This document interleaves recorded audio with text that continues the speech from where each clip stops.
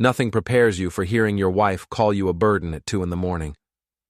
I'm Jackson Reid, and I used to think the worst thing that could happen to a man was falling 20 feet through a safety harness at his own manufacturing plant.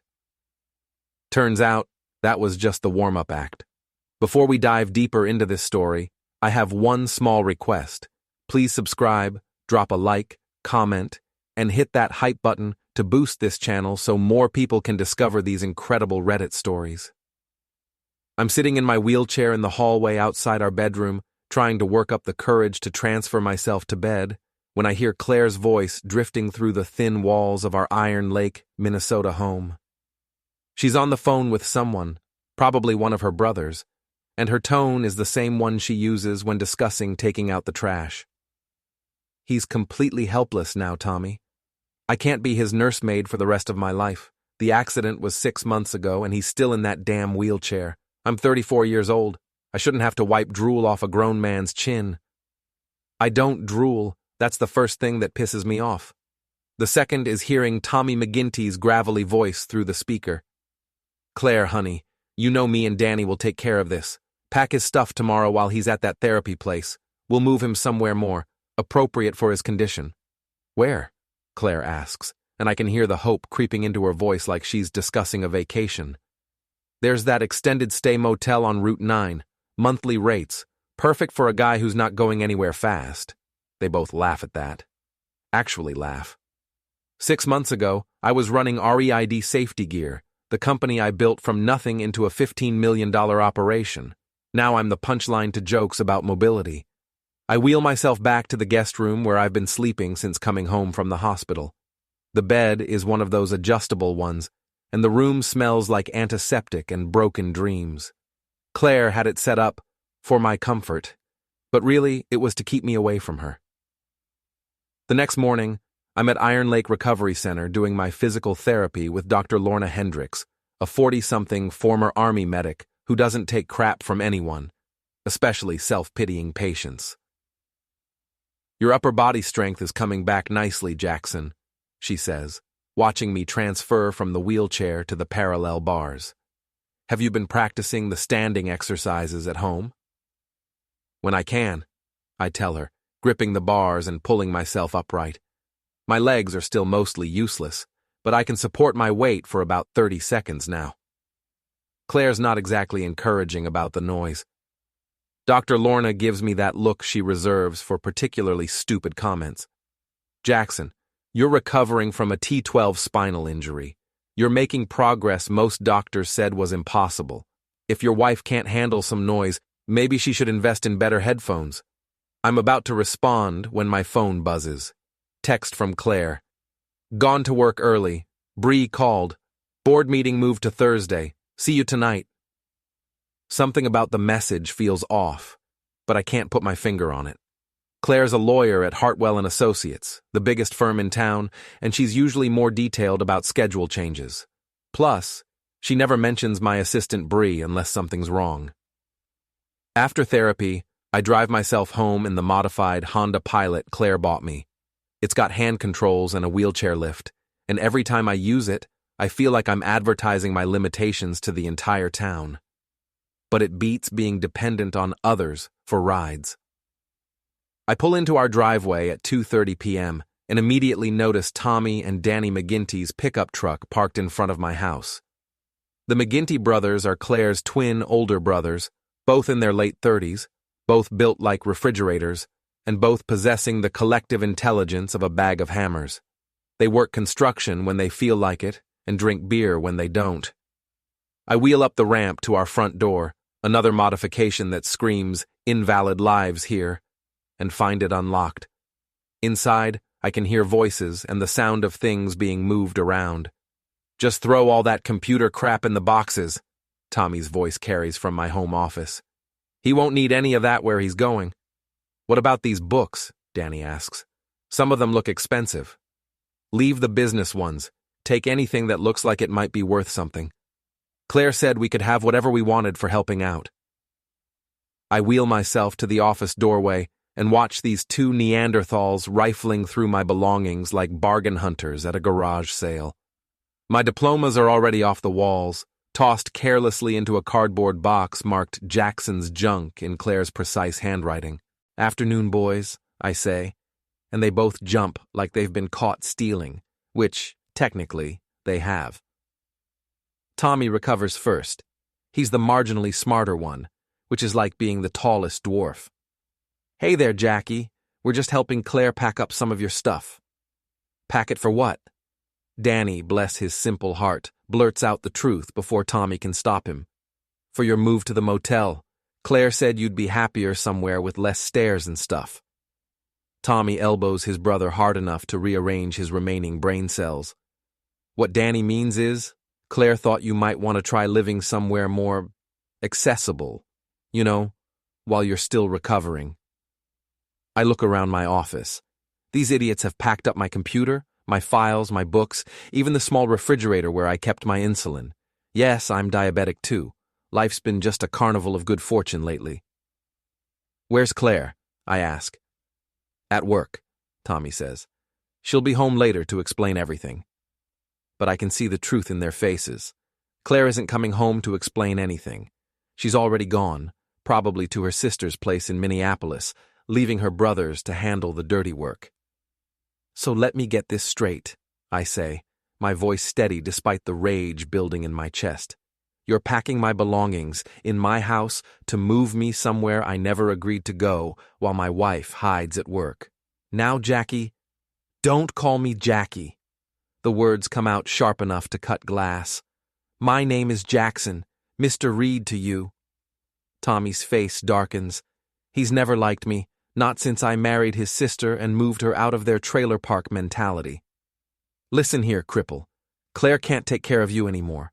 You're too much work, and frankly, you're bringing down the whole family." The word cripple hangs in the air like a slap. I've heard it whispered behind my back around town, but no one's had the balls to say it to my face until now. "Get out of my house," I say quietly. Danny looks uncertain, but Tommy steps closer to my wheelchair. "This ain't your house anymore, Jackie. Claire's got power of attorney. She's making decisions for both of you now." That's when I know this isn't just about moving me out. This is about taking everything. Claire's been planning this since the day I came home from the hospital. "Power of attorney for what?" I ask. "Medical decisions, financial stuff. Since you can't handle things yourself anymore." Tommy grins, and it's not a pleasant expression. "She's selling this place. Too big for just her, and too many stairs for you." The pieces fall into place. Claire gets the house, the cars, probably half my business assets, and I get a room at the extended stay motel with a view of the dumpster. It's elegant in its simplicity, and devastating in its thoroughness. "I want to see the paperwork," I say. "Don't worry about paperwork," Danny says helpfully. "Claire's got all that lawyer stuff figured out." I wheel myself to the kitchen, where more boxes are stacked, labeled with my belongings. My coffee maker, my dishes, my food, everything packed like I'm already gone. On the counter is an envelope with my name on it in Claire's handwriting. Inside is a single sheet of paper.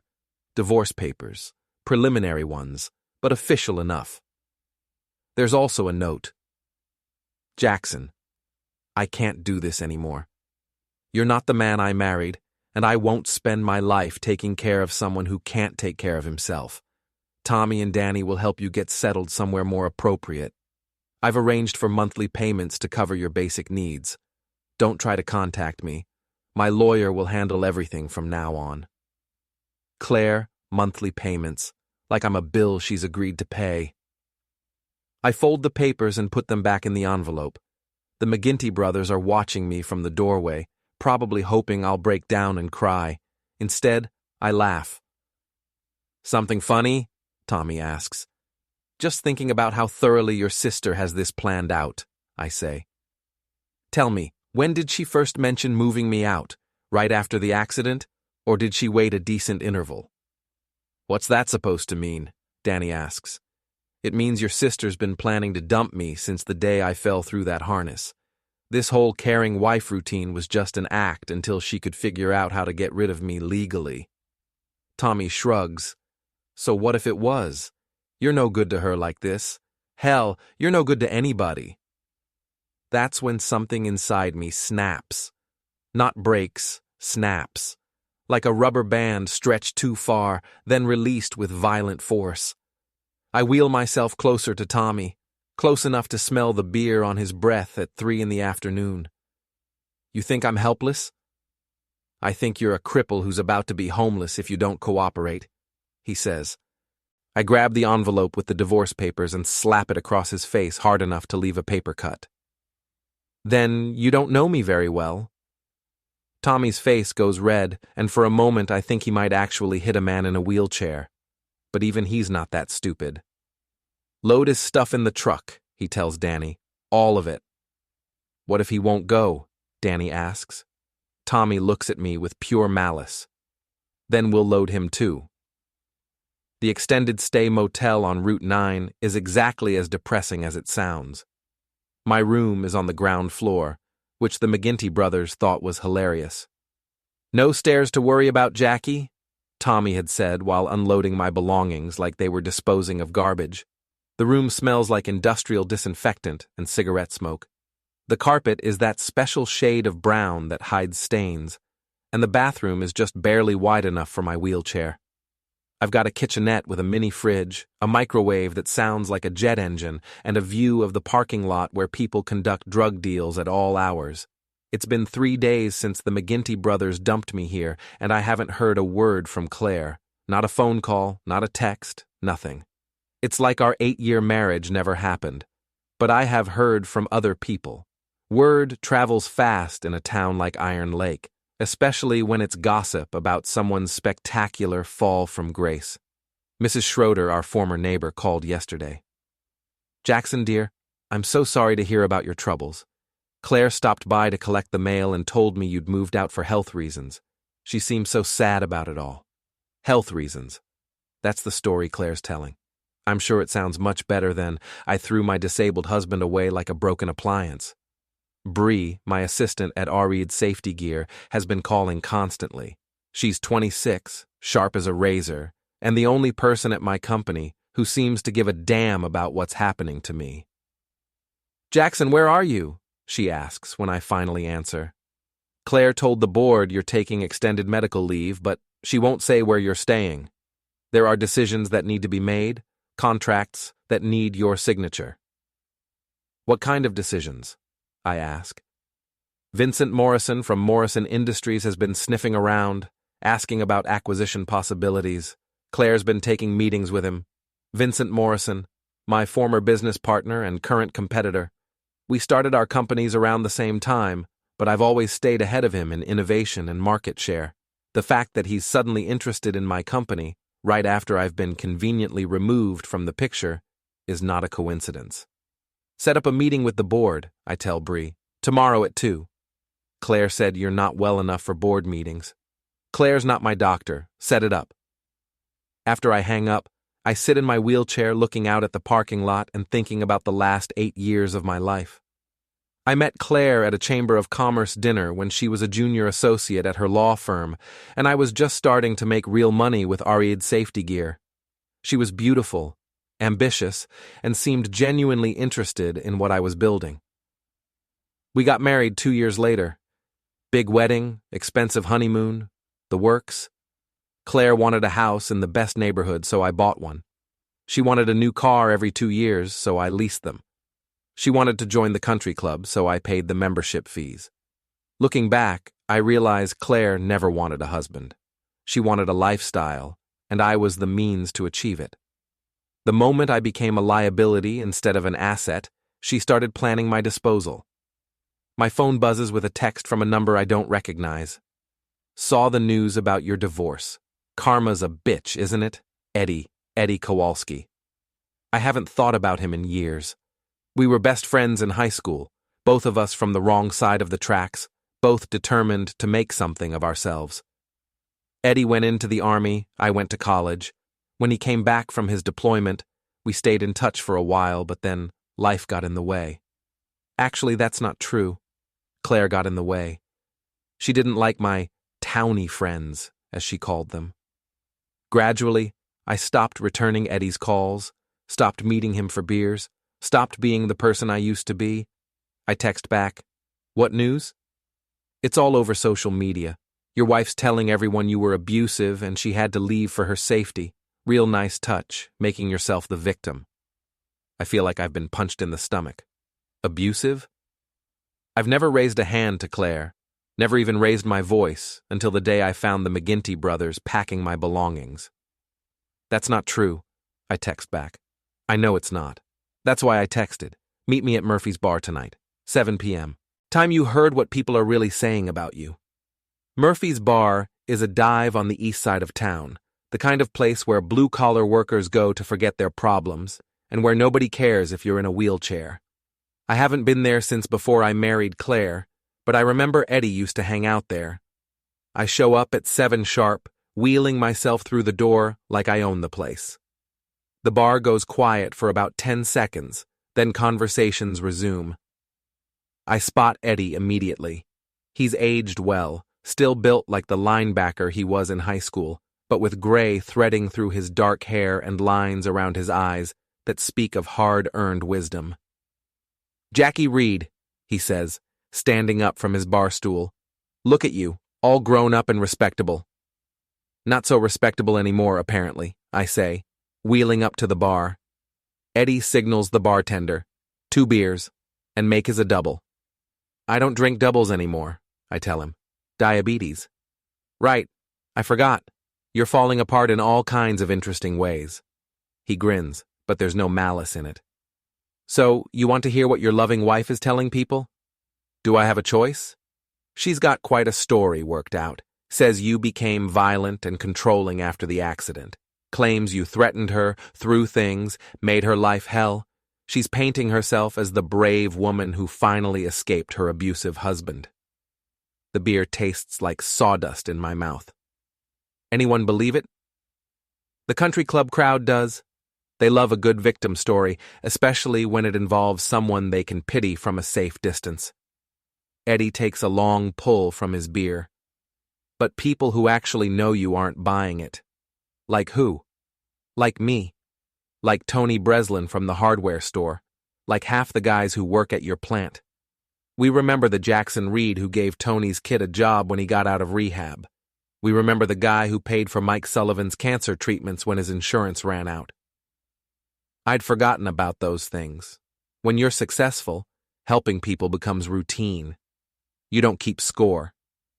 Claire's also been busy with your business, Eddie continues. Word is, she's been meeting with Vince Morrison about selling your company. She can't sell what she doesn't own. She can, if you're declared mentally incompetent, and a man who's supposedly violent and unstable might just qualify. The pieces of Claire's plan become clearer. First, establish that I'm abusive and dangerous. Then, use that as evidence of mental instability. Finally, have me declared incompetent and seize control of my assets. It's brilliant, really. Completely evil, but brilliant. There's something else, Eddie says. Your daughter's been posting about you on social media. Bella. My 17-year-old daughter from my first marriage. She lives with her mother in Minneapolis, but we've stayed close over the years. Or I thought we had. What kind of posts? Eddie pulls out his phone and shows me a TikTok video. It's Bella, looking directly into the camera with the kind of righteous indignation only teenagers can muster. So my dad, who I thought was this great guy, turns out to be a total abuser, she says. My stepmom Claire had to leave him because he was threatening her and throwing stuff around the house. I can't believe I looked up to him. Just shows you never really know someone. The video has 50,000 views and hundreds of comments, most of them supportive of Bella's brave decision to speak out against her toxic father. I hand the phone back to Eddie. Claire got to her first. Looks like it. Smart move, really. Nothing damages a man's reputation faster than having his own kid turn against him. I sit there for a moment, absorbing the full scope of what's been done to me. In less than a week, Claire has managed to destroy my marriage, my relationship with my daughter, my reputation, and potentially my business, all while positioning herself as the victim. So what are you going to do about it? Eddie asks. What can I do? She's got everyone believing her story. You can fight back. I'm a diabetic cripple living in a motel room. She's a lawyer with connections and a sob story. This isn't exactly a fair fight.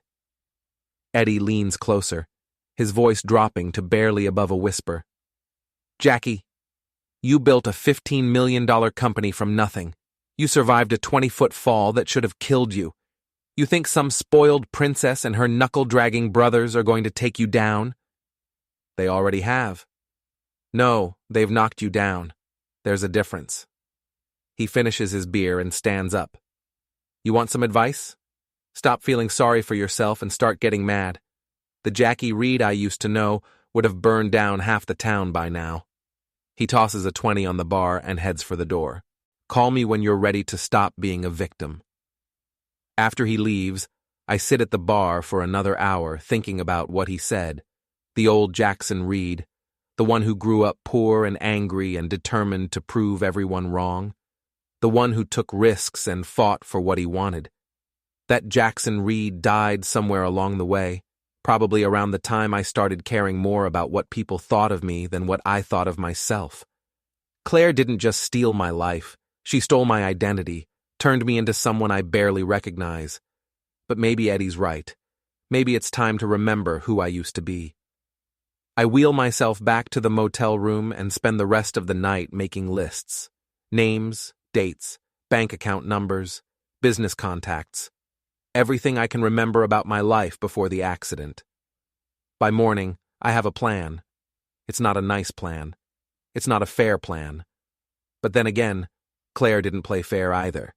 Time to remind everyone exactly who they're dealing with. The Reid Safety Gear boardroom hasn't changed much since I built the company. Same long mahogany table, same leather chairs, same view of Iron Lake through floor-to-ceiling windows. What has changed is the way people look at me when I wheel myself through the door. 5 board members are seated around the table, all of them avoiding eye contact. At the head of the table, in what used to be my chair, sits Vincent Morrison. He's wearing one of his expensive suits and that smug smile I've wanted to punch off his face for the last 10 years. Jackson, he says, standing up with exaggerated concern. I'm so sorry to hear about your troubles. Claire told us you've been having a difficult time adjusting to your new circumstances. Claire is sitting to his right, looking perfectly composed in a black business suit. She gives me a sympathetic smile that doesn't reach her eyes. Hello, Claire, I say. Nice to see you're keeping busy while I'm rotting in a motel room. Jackson, please, she says in that patronizing tone she's perfected. We're all trying to do what's best for you and the company.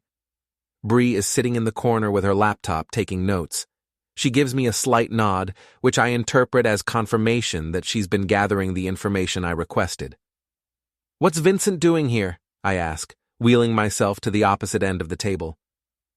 Mr. Morrison has made a very generous offer to acquire Reid Safety Gear, says Harold Whitman, my longtime accountant and board member. Given your current health situation, the board feels it might be wise to consider all options.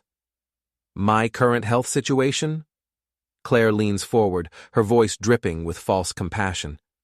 Jackson, we're all concerned about your mental state. The accident was traumatic, and your behavior lately has been erratic. Erratic how? The incident with my brothers, for one thing. Tommy said you became violent and threatened them. I slapped him with an envelope. Hardly assault with a deadly weapon. You also made threatening phone calls to my office, she continues. My secretary documented everything. This is news to me. What threatening phone calls? Vincent speaks up. Jackson, I think we all understand that you're under tremendous stress. No one's judging you for having difficulty coping, but perhaps it's time to consider stepping back and letting others handle the business side of things. I look around the table at these people I've worked with for years. Some of them I hired personally. All of them have profited from my company's success. And now they're sitting here like I'm some kind of unstable liability. Before we discuss selling my company, I say, I'd like to review some recent financial transactions. Bree, do you have those reports I asked for? Bree opens her laptop and projects a spreadsheet onto the wall screen. These are all the expenditures charged to company accounts in the last 6 months. The numbers tell an interesting story. Regular payments to Morrison Industries for consulting services, large transfers to legal accounts, several substantial payments to something called McGinty Construction Services. Harold, I say to my accountant, can you explain these consulting fees? What exactly has Morrison Industries been consulting on? Harold shifts uncomfortably in his chair. Those were approved by Claire under your medical power of attorney, strategic planning, market analysis, that sort of thing. Strategic planning for what? Selling my company to Vincent? Jackson, Claire says, you're being paranoid. Vincent has been helping us navigate some complex business decisions while you've been recovering. I wheel myself closer to the projection screen. And these payments to McGinty Construction? What construction work have we been doing? Silence around the table. Let me guess, I continue. Those payments coincidentally started right after Tommy and Danny helped you pack my belongings. Interesting timing. Vincent clears his throat. Jackson, I think you're reading too much into routine business expenses. Routine? I laugh, and it's not a pleasant sound. Vincent, you've been trying to buy me out for 10 years. Now suddenly my wife has medical power of attorney, I'm supposedly mentally unstable, and you're here making generous offers to acquire my company. You'll forgive me if I see a pattern. The pattern, Claire says coldly, is that you're becoming increasingly paranoid and hostile, just like you were at home before I had to leave for my own safety. Right, the abuse story. Tell me, Claire, when exactly did I become abusive? Before or after you started sleeping with Vincent? The room goes dead silent. Claire's face goes pale, then red. That's completely inappropriate, she says. Is it? Bree, show them the security footage. Bree clicks to the next slide, and suddenly the wall screen shows grainy black and white footage from the company's parking garage. The timestamp shows 11:47 p.m., 3 weeks ago. In the video, Claire and Vincent are clearly visible in what can generously be described as a passionate embrace next to Vincent's BMW. This is from our security system, I explain to the stunned board members. There are several more videos from different dates if anyone's interested. Claire is on her feet now, her composure finally cracking. You had me followed? I had my own building monitored. You just happened to be using it for your extracurricular activities. Vincent stands up, straightening his tie. Jackson, I think this meeting has gotten out of hand. Oh, we're just getting started. Bree, show them the financial projections. The next slide shows detailed financial analysis of what Reid safety gear would be worth if broken up and sold. It's Vincent's handwriting on the documents, and it shows exactly how he planned to strip my company for parts. These documents were in Vincent's briefcase, I explain. Apparently he left it in Claire's car last week. She brought it to the office, and Bree found it when she was cleaning out Claire's temporary workspace. Harold Whitman is studying the projections with growing alarm. Vincent, this shows you planning to eliminate half our workforce and sell off our manufacturing equipment. Those are preliminary discussions, Vincent says, but his confidence is starting to crack. Preliminary discussions about destroying my company and putting my employees out of work, I say.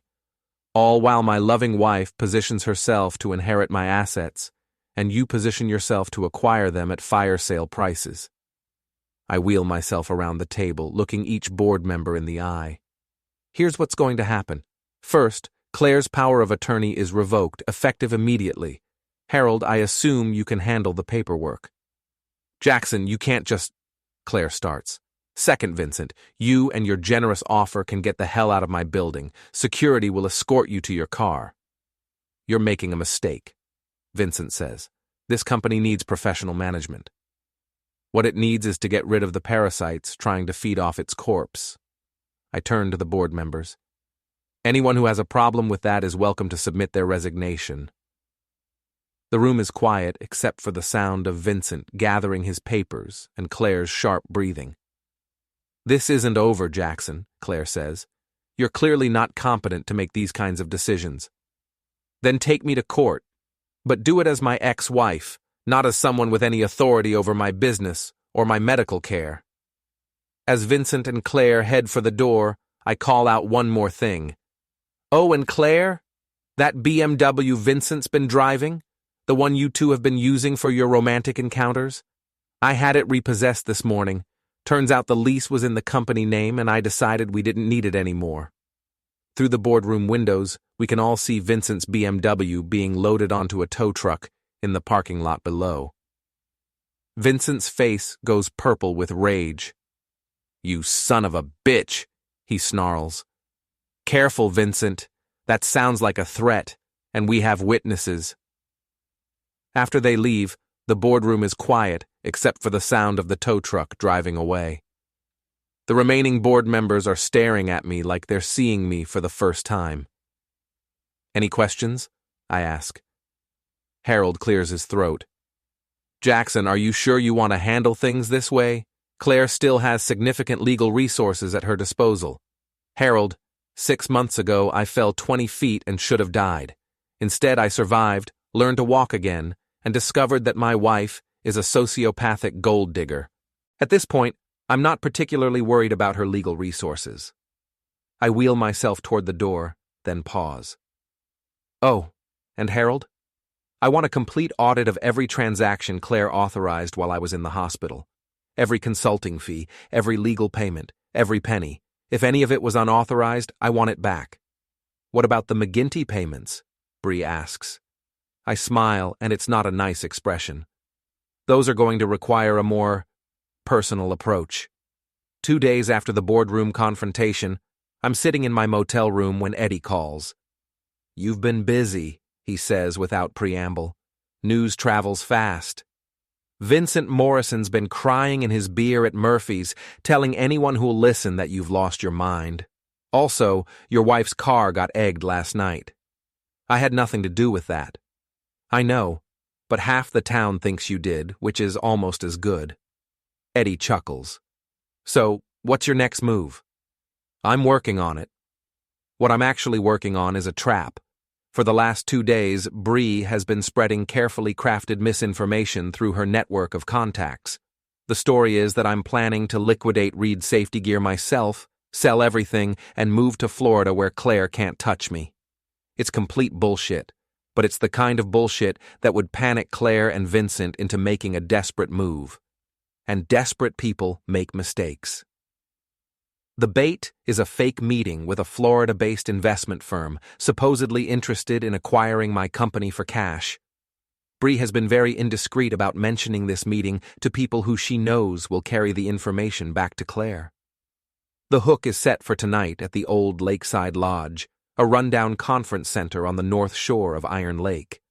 It's been closed for renovations for months, which makes it perfect for what I have in mind.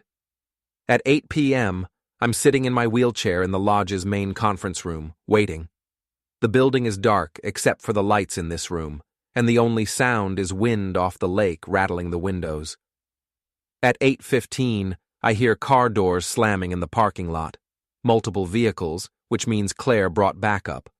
Probably the McGinty brothers, maybe Vincent too. The front door opens, and footsteps echo through the empty building. Claire appears in the doorway first, followed by Tommy and Danny McGinty. Vincent brings up the rear, looking nervous. Hello, Claire, I say. Thanks for coming. Cut the crap, Jackson. We know what you're trying to do. Do you? Tommy steps forward, cracking his knuckles. You think you're real smart, don't you, Jackie? Setting up fake meetings, playing games? I prefer to think of it as evening the odds. Claire moves closer, her heels clicking on the hardwood floor. You're not selling the company, Jackson. I won't let you. How exactly are you going to stop me? By having you committed, she says simply. I've already filed the paperwork. Dr. Peterson has agreed to evaluate your mental state, and I have plenty of evidence of your erratic behavior. Dr. Peterson, Claire's golf partner and drinking buddy. Of course she'd find a way to get a friendly medical opinion. What evidence? I ask. Vincent pulls out his phone and shows me a video. It's security footage from the RED safety gear parking garage, but not the footage Bree showed at the board meeting. This video shows me late at night, apparently talking to myself and gesturing wildly at empty air. Paranoid delusions, Claire explains. Classic signs of mental breakdown. Combined with your violent outbursts and threatening behavior, it paints a clear picture of someone who needs professional help. The video is convincing, I'll give them that. It shows me looking completely unhinged. Of course, what it doesn't show is that I was on a hands-free phone call with a client in Japan, but that context would ruin Claire's narrative. Very creative, I say, but you're missing something important. What's that? Vincent asks. I smile and pull out my own phone. You're all trespassing on private property, and this entire conversation is being live-streamed to my social media accounts. Claire's face goes white. You're bluffing. Am I? Wave to the camera, everyone. You're all starring in tonight's episode of How My Ex-Wife Tried to Steal My Company. I hold up my phone so they can see the screen. The live stream is active, with over 200 viewers and climbing. Comments are scrolling past faster than I can read them, but the general sentiment seems to be supportive. You son of a bitch, Tommy snarls, reaching for my phone. I wouldn't do that if I were you, Tommy. Assaulting a disabled man on livestream would be a really bad look for your family. Danny, apparently the slower brother, asks, how many people are watching? 300 and climbing. Say hello to Iron Lake, everyone. They're getting quite an education about the McGinty family tonight. Claire is frantically trying to calculate damage control. Turn it off, Jackson. Now. Why would I do that? This is the most honest conversation we've had in months. Vincent steps forward. Jackson, be reasonable. We can work something out. What kind of something? A partnership. You keep majority control of the company, but I handle day-to-day operations while you focus on recovery. And what do you get out of it? 30% ownership and a management fee. I laugh out loud. Vincent, you just tried to have me declared mentally incompetent so you could buy my company for pennies on the dollar. Now you want to be my partner? Business is business, Jackson. No hard feelings. No hard feelings? I wheel myself closer to him. You've been sleeping with my wife, plotting to steal my company and trying to destroy my reputation. But no hard feelings? The comment section on my live stream is going crazy. Someone has recognized Vincent and is sharing details about Morrison Industries. Another viewer has identified Claire and is posting links to her law firm's website. People of Iron Lake, I say, addressing the camera directly. Meet my loving wife, Claire, who threw me out of my own house while I was recovering from a near-fatal accident. And her boyfriend, Vincent Morrison, who's been trying to steal my company with her help. Oh, and Tommy and Danny McGinty, Claire's brothers, who specialize in intimidating disabled men. That's enough, Claire shouts. Turn off that camera. Make me. Tommy takes a step toward me, then stops as he realizes hundreds of people are watching. Even he's not stupid enough to assault someone on livestream. You want to know the really funny part? I continue. Claire's been telling everyone I'm mentally unstable and violent. But look at this video, folks. Who looks unstable here? Who's making threats? Vincent tries a different approach. Jackson, this is damaging all of us. What do you want? What do I want? I pretend to think about it.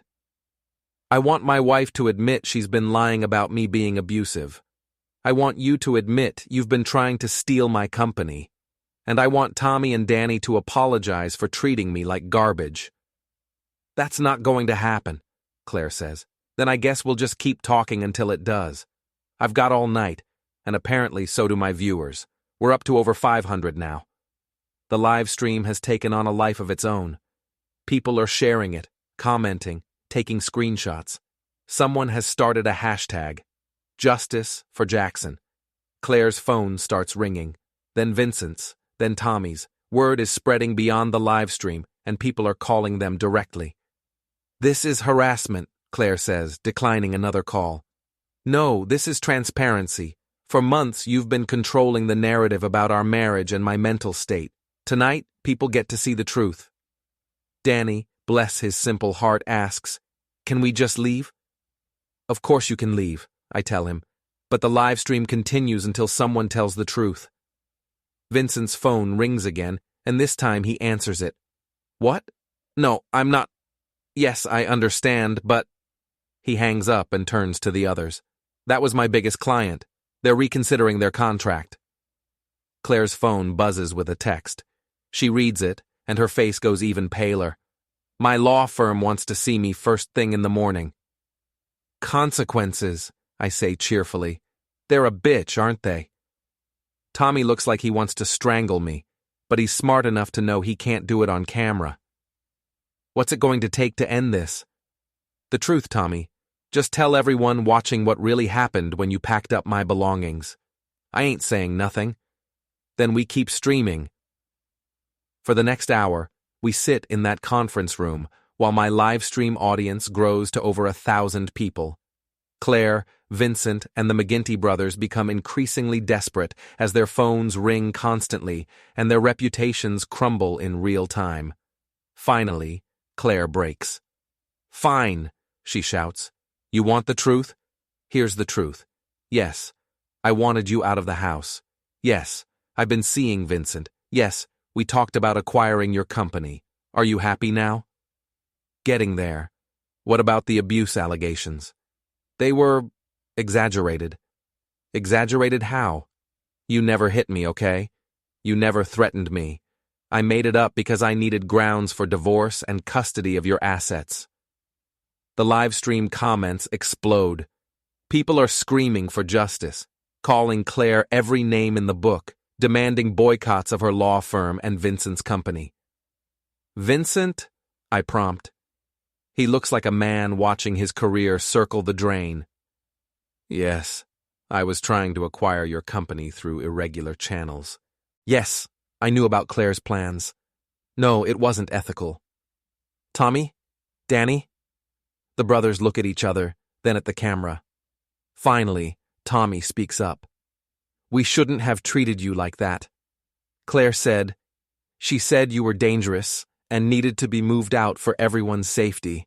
We thought we were helping." It's not a great apology, but it's something. I look directly into the camera. Well, folks, there you have it. The truth about my loving family and their plans for my future. I hope you've enjoyed tonight's entertainment. I end the live stream and put my phone away. The conference room is silent, except for the sound of wind and water outside. "Now what?"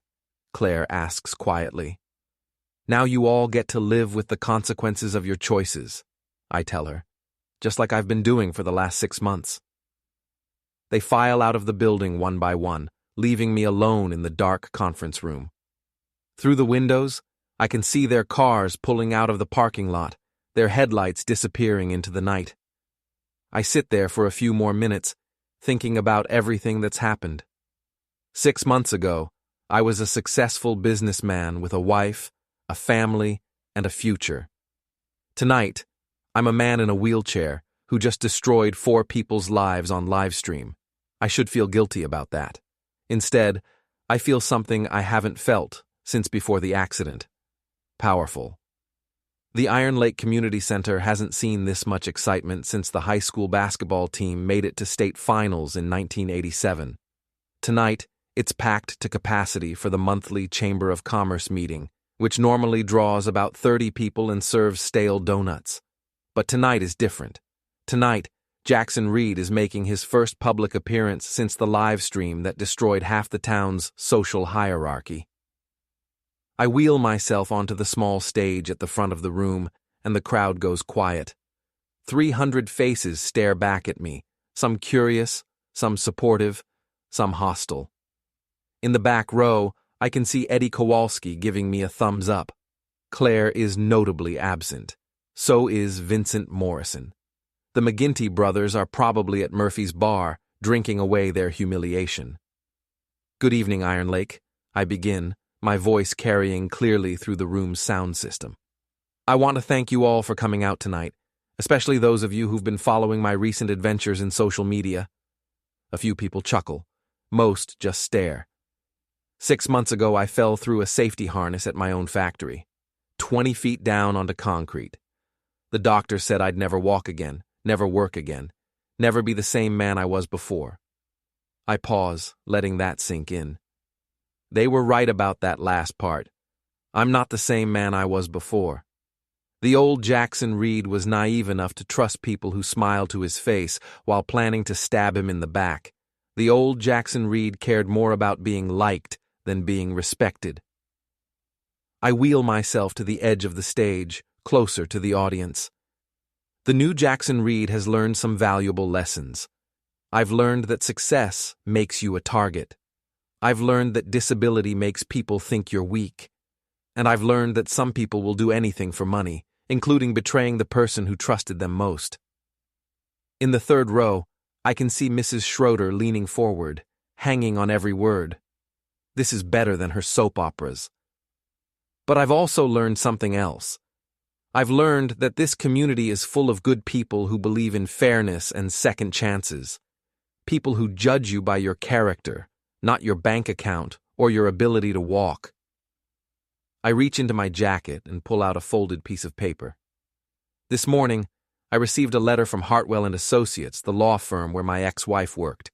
They've terminated her employment, effective immediately. Apparently, live streaming false accusations and conspiracy to commit fraud is bad for their reputation. The crowd murmurs approvingly. I also received a call from Morrison Industries Board of Directors. Vincent Morrison has been removed as CEO and is facing several lawsuits from investors who don't appreciate being lied to. More murmurs, louder this time. And this afternoon, the McGinty brothers were arrested for filing false insurance claims related to their construction business. Turns out, when people start paying attention to your activities, all sorts of interesting things come to light. Now the crowd is really getting into it. Someone in the back shouts, "Good riddance!" But I'm not here tonight to gloat about other people's misfortunes, I continue. I'm here to talk about the future, my future and Iron Lake's future. I wheel myself back to center stage. Reid's safety gear is expanding. We're adding a new production line, hiring 50 new employees, and investing $2 million in upgraded equipment. All of that work will be done right here in Iron Lake by local contractors and local workers. The applause is spontaneous and genuine. 50 new jobs in a town this size is huge news. We're also establishing the Iron Lake Second Chance Foundation, which will provide job training and placement services for people who are rebuilding their lives after setbacks. Whether that's a disability, a divorce, a layoff, or just bad luck, everyone deserves a chance to start over. I look out at the crowd, seeing faces I've known for years, people who've watched my rise and fall and rise again. 6 months ago, I thought my life was over. I was wrong. It was just beginning. The old Jackson Reid built a successful business. The new Jackson Reid is going to build something better, a community where people take care of each other, where loyalty matters more than profit, and where nobody gets thrown away just because they're inconvenient. The applause is thunderous now. People are standing, cheering, whistling. In the back, Eddie is grinning like a proud parent. I want to end tonight with a message for anyone who's going through their own dark time, I say, my voice rising above the noise. Don't let anyone tell you you're finished. Don't let anyone convince you you're worthless. And don't ever let anyone throw you away like garbage, because you're not. I pause for effect. You're a human being with dignity and value and the right to fight back when someone tries to destroy you. And if they push you hard enough, they might just discover that the person they thought was weak is actually stronger than they ever imagined. The crowd is on its feet now, the applause deafening. I sit in my wheelchair at the center of it all, feeling something I haven't felt in months: pride. As the noise dies down, I lean into the microphone one last time. Oh, and one more thing. Claire, if you're watching this online, your belongings are in Storage Unit 47 at Iron Lake Self-Storage. The rent's paid through the end of the month. After that, they become someone else's problem. I wheel myself off the stage to another round of applause. People crowd around me, shaking my hand, patting my shoulder, welcoming me back to the land of the living. Eddie pushes through the crowd and leans down to my wheelchair. How does it feel to be the king again? I look around at all these faces, these good people who've supported me through the worst time of my life. Then I think about Claire, probably watching this from whatever hole she's crawled into, realizing that her plan to destroy me has only made me stronger. It feels, I say, like justice. Later that night, I'm back in my motel room. But not for long. Tomorrow, I'm moving into a new house I bought on the good side of town. It's got ramps, wide doorways, and a view of the lake. More importantly, it's mine, paid for with my money, free of anyone else's claims or expectations. My phone buzzes with a text from an unknown number. You think you've won, but this isn't over. See. I type back, you're right. It's not over. It's just beginning. And next time you come for me, you better not miss. I delete her number and block it. Clare Reid is officially part of my past now, along with Vincent Morrison and the McGinty brothers and everyone else who thought they could profit from my downfall. The new Jackson Reid doesn't look backward. He looks forward, toward a future where he controls his own destiny and nobody gets to decide his worth except him. They called me a burden. They said I was broken, useless, finished. They were wrong about everything except one thing. I'm not the man I used to be. I'm better.